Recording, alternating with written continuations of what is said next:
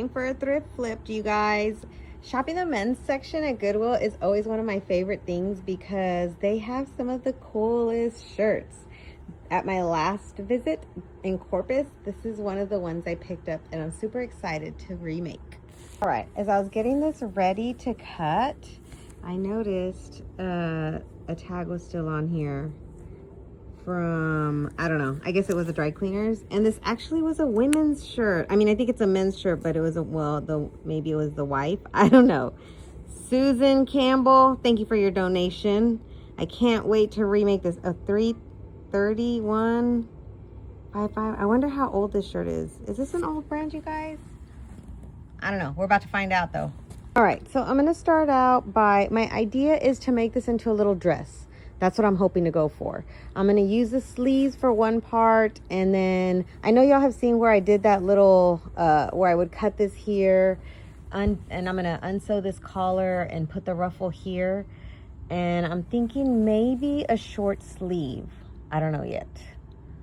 But I'm gonna start cutting, and to start off with, I'm gonna make this straight. All right, y'all, don't judge my very messy studio at this time. There's a lot going on here, but all for a good reason. So stay tuned for some good news coming up. All right, I'm just gonna go for it. I don't think I'm gonna measure or anything. Makes me so nervous.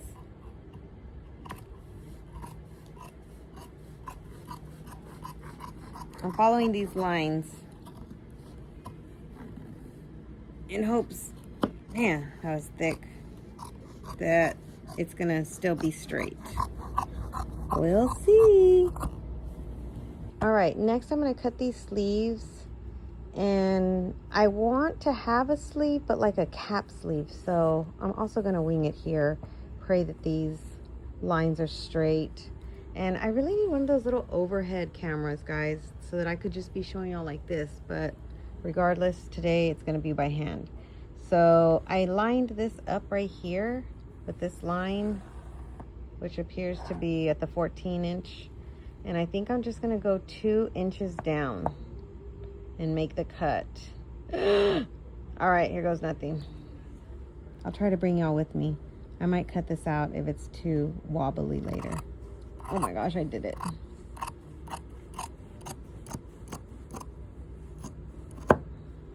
All right, done. All right, the last thing I'm gonna do before I start sewing is unsew everything. No one ever really talks about that. That's like the hard part of like alterations, and basically most alterations, the hardest part honestly is unsewing everything when you're getting ready to make it. And like on upcycles, that's also the same thing. Like basically, I mean, I see a lot of people that just cut it and then they just go with it like that. They leave raw edges. But once you wash all that stuff, like that stuff's gonna fray. And I mean, I guess that's cool, like if that's the style you're going for. But generally, if I'm remaking something and I want to wear it and I want it to last, then obviously I want it to have finished edges. So I want it to look like that's the way it came from the store.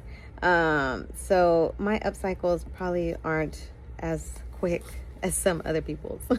So I'm gonna unsew this entire collar, and then I'm gonna put in, I know y'all have probably seen it, but I'll go through it too, that ruffle collar that's real popular with the polo shirts. And I don't know why it has to only be with the polo shirts.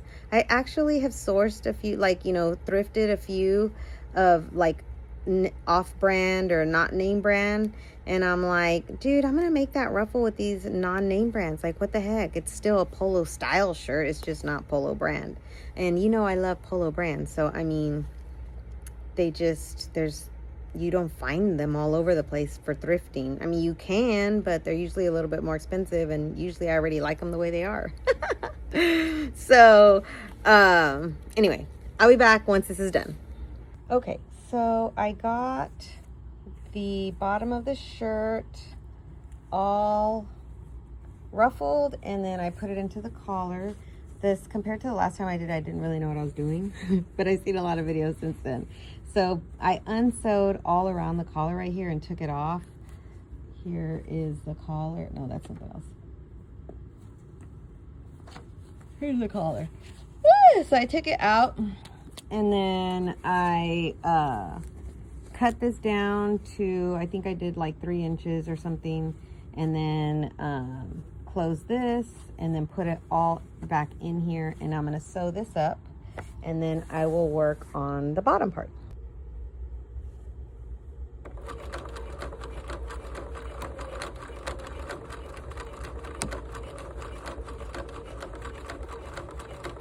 All right, this came out super nicely. And now I'm on to the ruffle. So the sleeve, I think I'm just gonna leave it a short sleeve. I'm gonna tuck it in, like do a regular hem on it. But I need something for the bottom. So I'm hoping I have enough fabric from the arms to make ruffles. Okay, I unsewed the arms. In Houston, we have a problem. They are not very big at all. This is what I've got, which will not even remotely be enough. So I'm going to use this for something else, and instead I had to go rummage through all my stuff, and these are some of the fabrics I found. This is a sheet. I'm always shopping for sheets because they're the best things to upcycle. Well, they're not the best, they're the easiest, I guess I would say. This is a nice one. I checked it out, and it doesn't look like there's anything super wrong with it. So I'm thinking this matches pretty good, right? This is a big contender. I found this, and you guys, I found this. I was actually super excited. I mean, it kind of matches and it would be cute, but what I was actually more excited. Because I'd forgotten I got this one when I was traveling back from Houston. So we were like in the Sugarland area, and I got this there. So come back for a thrift flip with this guy. I'm so excited to do. I already know what I'm gonna make. And then I found this that I had gotten at the Goodwill. It's just like a scrap of fabric, and I had already washed it, but it's like it matches, but it doesn't match. I don't know. I would prefer a non-matching, so I'm gonna go with this. So now we have Goodwill Corpus, Goodwill Harlingen, and then for the next thrift flip, Goodwill South Houston. I don't know, Sugarland. Okay, so I went with 7 inches on the vertical stripes so that the dress would fit people other than me who is 5 feet tall. And ta-da! Here we have ruffles. It looks so cute so far, you guys.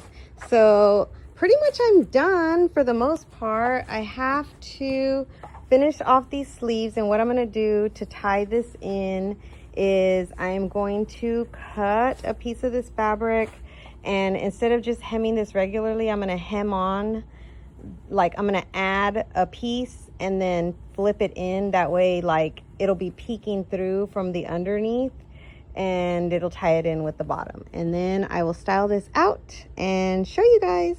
Also, you guys, I just had an idea for the sleeves because I want to be able to use as much fabric as possible. These scraps will get used for something eventually, but not today. So what I'm going to do is I'm going to use the sleeves, and I'm going to make little pockets. And so basically this is going to end up being like a little chore jacket dress style. So it already has one pocket right here, but I'm going to add pockets here and pockets here. Yay! Okay, sleeve detail done. So see how this, probably while you're wearing it, it'll peek through a little bit, and then it kind of ties it into this. So these kind of small details, I feel like, make all the difference. Now, I am going to do the pockets. So here is what I want to do. I want to do a pocket here and a pocket here. And it looks like I may be able to even do the pattern match, which makes me super happy. So if I can get this lined up perfectly, then the pocket here, you won't even really see it because it'll match the patterns. Kind of, they did it here the same way they did it here on this one. See? This is the pocket, but look how it lines up. All right, wish me luck. Hey, you guys, upcycling isn't always perfect. I was able to grab the pattern match exactly for one of the chore coat pockets, but the other one is a little short. So here's what I'm gonna do. I have 2 options. Have one tiny pocket and then a larger pocket on the other side, which wouldn't be horrible because this pocket This side, this pocket's going to be on the side with the pocket that has a top one.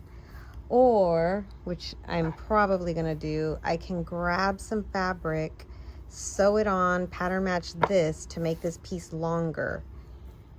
And then realistically, that's probably just going to fold down anyway. And then that way they're exactly the same. I mean, and we have a lot going on in here because I love to mix and match patterns, and I know that's not everybody's jam. So I think what I'm going to do is I'm going to make this identical to this one. Okay, I found the pattern match for this right under the other side pocket. So basically, I need to sew here and here so that this comes out. So once it's sewn together, this shows. So pattern matching, when you're just sewing something onto something, is one thing, but making the pattern seamless, I guess, I don't know what you would call that. Like, I'm trying to create this exact pattern from two different pieces of fabric. So I have to cut below here. That way when I sew this on, this stays showing and replaces this, because I'm going to sew right here as well. Does that make sense? It's kind of complicated, y'all. Let's see how it goes. All right. The lines are my friends today. This one didn't match up exactly, but I can live with it. This one did, this one did, this one mostly. I should have seen where I was going off. I might unsew and resew. But here's what the back looks like. I should have probably serged these edges, but oh well on that one as well. So this is, now the pockets are identical, and now I'll just pattern match them to the shirt. And then after that, I'll be done, guys. Pockets all done.